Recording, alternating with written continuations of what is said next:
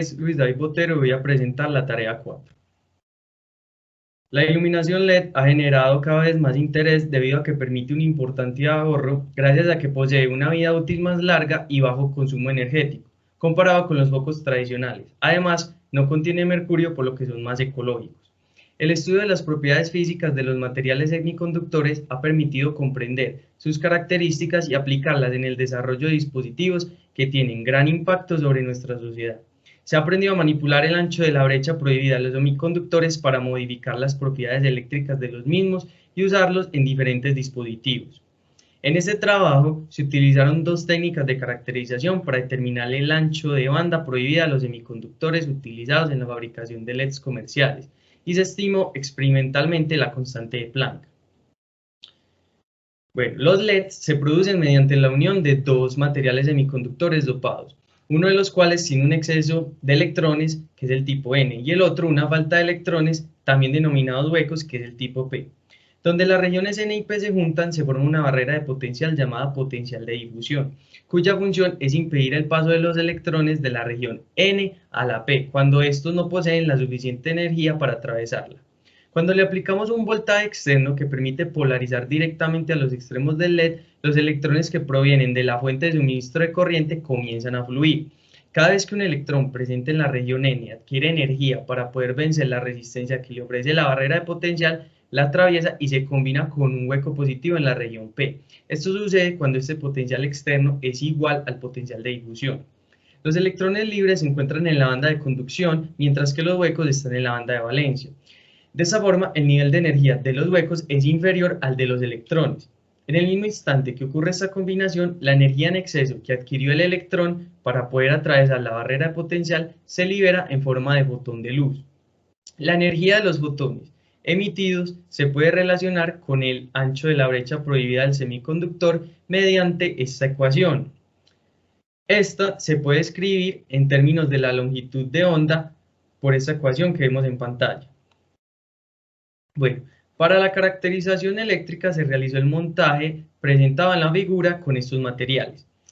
Esta se realiza por medio de una curva de corriente versus voltaje, donde se monitorea mediante la plataforma Arduino cómo es la variación de corriente a través del LED en función del voltaje suministrado al mismo, el cual se varía por el potenciómetro. Los pin 0 y pin 1 son pines análogos que se deben programar como pines de lectura. Estos permiten leer voltaje, por lo cual debe aplicarse la ley de Ohm para determinar qué corriente pasa por el LED. La caracterización óptica se realiza midiendo el espectro de emisión de cada LED por medio de un espectrómetro, el cual usa una fibra óptica para recolectar la luz emitida por el diodo. La información que entrega el equipo permite determinar la longitud de onda del máximo de emisión de cada LED, y con ella y usando esta ecuación se puede estimar el ancho de la brecha prohibida. La figura muestra un esquema de montaje que debe realizarse. Ahora, para la caracterización eléctrica hay que tener en cuenta que cuando los LED funcionan a valores de voltaje muy bajos, la entrada de energía no es suficiente para producir fotones y la corriente eléctrica es muy pequeña.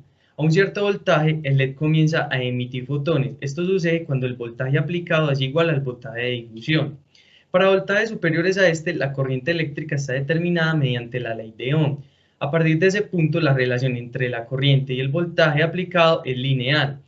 Se hace una regresión lineal en esta región y el intercepto del voltaje con la recta indica el valor del voltaje de difusión, el cual es aproximadamente igual al de la brecha de la energía prohibida.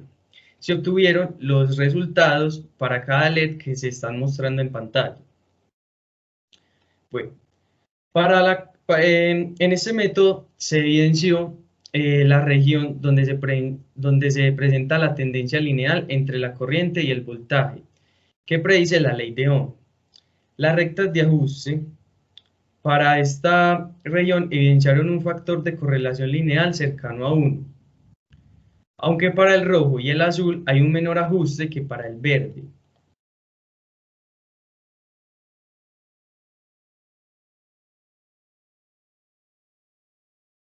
Los resultados obtenidos mediante la caracterización espectroscópica presentan incertidumbres más bajas que los obtenidos por el otro método.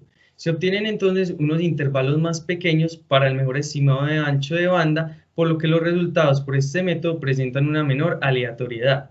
Se encontró que, coherente a lo esperado, el LED, que tiene un ancho de banda mayor y por ende emitirá fotones con longitudes de onda menores respecto a los demás, es el azul, y el LED con el ancho de banda menor es el rojo, y los fotones que aquí se emiten tienen las longitudes de onda más largas.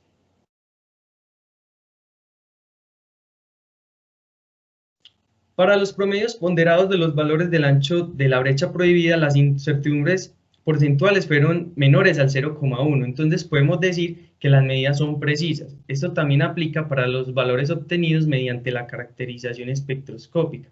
Sin embargo, por el otro método, las incertidumbres porcentuales fueron mayores al 4%. Concluimos entonces que estas son menos precisas.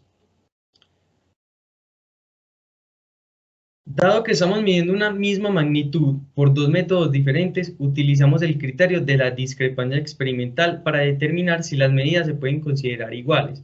Obtuvimos que para todos los LED las medidas presentan discrepancias significativas, en consecuencia, las medidas son diferentes a pesar de su proximidad.